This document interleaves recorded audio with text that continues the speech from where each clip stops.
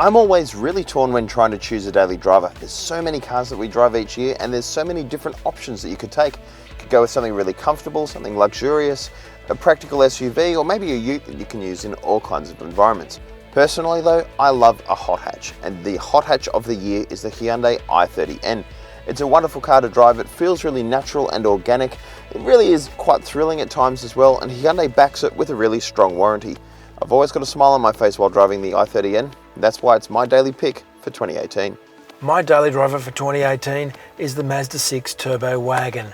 Now, I would never have expected to pick this car, but after I drove it at Car of the Year, I was actually really blown away by how strong the performance is, how well honed this car is, and how much of a great day-to-day fun machine it can be.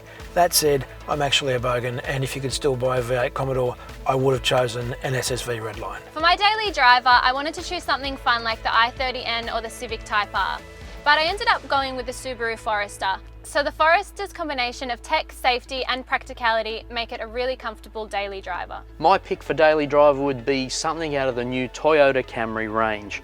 I know, you're probably thinking, what a boring car, white goods on wheels. Well, unless you've driven the new generation Camry, don't complain about it. It is a fantastic car and a well-deserving winner of Drive's Car of the Year 2018. If I had to have something special in my driveway from this year, it would be the Mercedes-AMG G63. That is a car that is hilariously obnoxious, but has now been transformed into the 21st century. Still a hugely capable four-wheel drive, fast as all hell, and now beautifully presented on the inside too. My something special is a little tricky because I drove both the new Porsche 911 GT3 RS and the Lamborghini Huracan Performante this year, and both of those cars are amazing. But I have to say, I loved the Ford Ranger Raptor. It was so much fun. I got to drive it and literally jump it through the desert and the outback this year. And to me, it's just something so different, and that's what makes it really quite special.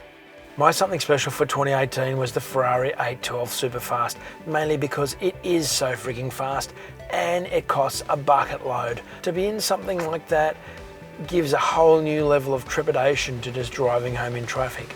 And then when you take it out on the open road, you have something that is truly mind-blowing and stunningly beautiful. Something special for me will always be a Mark II Ford Escort, but unfortunately they haven't made a 2018 model. So instead I chose the Porsche 718 Boxster. I just couldn't go past a drop-top Porsche for something special.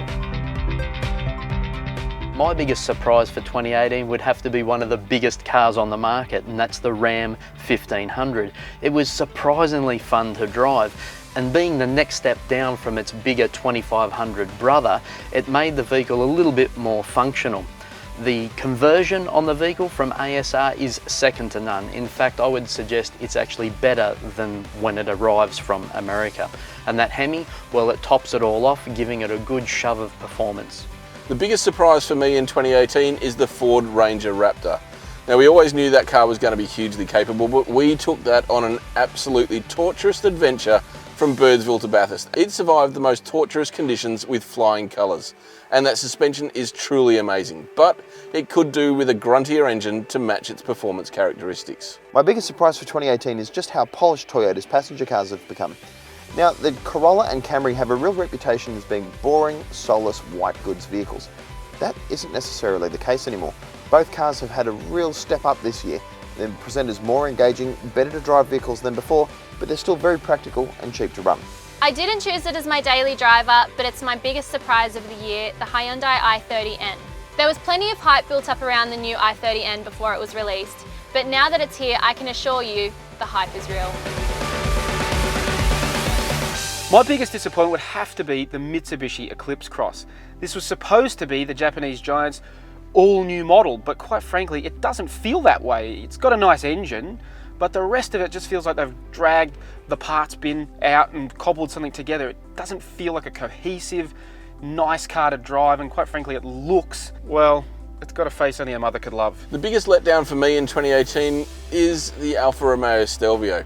I absolutely love the Giulia sedan. It's a beautiful car that rides really well and has that sporty character that Alfa Romeo is renowned for, but it hasn't necessarily translated as well into the high-riding SUV.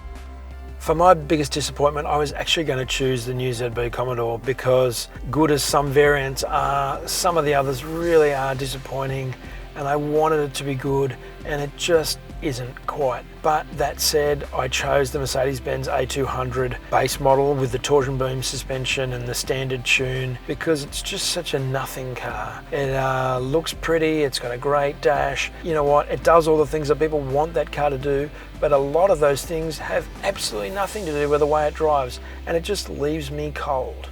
Expectations are a funny thing. They can really affect the way that you feel about a vehicle. Now, my biggest disappointment of 2018 is this, the Renault Megane RS. As an owner of the previous generation car, I came to this vehicle with sky-high expectations, but was let down. It simply isn't as fast as it should be, getting absolutely blown away by cars like the Honda Civic Type R. It's not as involving or engaging as the previous generation vehicle. It doesn't give you the feel and feedback that I expect from a modern hot hatch. My letdown for the year, well, there's actually been a couple, but the biggest would have to be the Jeep Cherokee Limited V6. Jeep have really missed the mark with that car. It doesn't do much right, in my opinion, and that V6 engine, well, it's pretty horrific, to be honest. I think it's one of the worst on the market. The car I'm most looking forward to driving in 2019 is the Porsche Taycan. We've seen the Mission E concept and we've seen it evolve, and it looks fantastic. And I've spoken to people behind the scenes that claim that it is absolutely brilliant to drive. I really can't wait to get behind the wheel of that thing. My most anticipated car for next year is actually 3 cars, and they're all electric. The Nissan Leaf, Audi e-tron and Tesla Model 3. With car companies bringing more electric vehicles to the market, I'm excited to see how they drive, because I'm told electricity is the future. I would have to say Toyota Supra, and probably the variants that I haven't driven. I drove the prototype of the automatic and I really liked it, and I think with a manual transmission or in the models they're going to do that have more power, more handling, more Supra, I reckon they're going to be great, as long as they don't stuff up the styling. I'm going to cheat a little bit here. My most anticipated car for 2019 isn't one model, but 3. Now, we all know that SUVs are taking over the motoring landscape, and if the next generation of hatchbacks and passenger cars don't absolutely nail it, we might only be able to choose between SUVs in the future. So there are 3 cars coming next year that could really decide the fate of motoring as we know it. And those are the Ford Focus, the Volkswagen Golf and the Mazda 3. Each one of those cars has been among the best in its class for quite some time.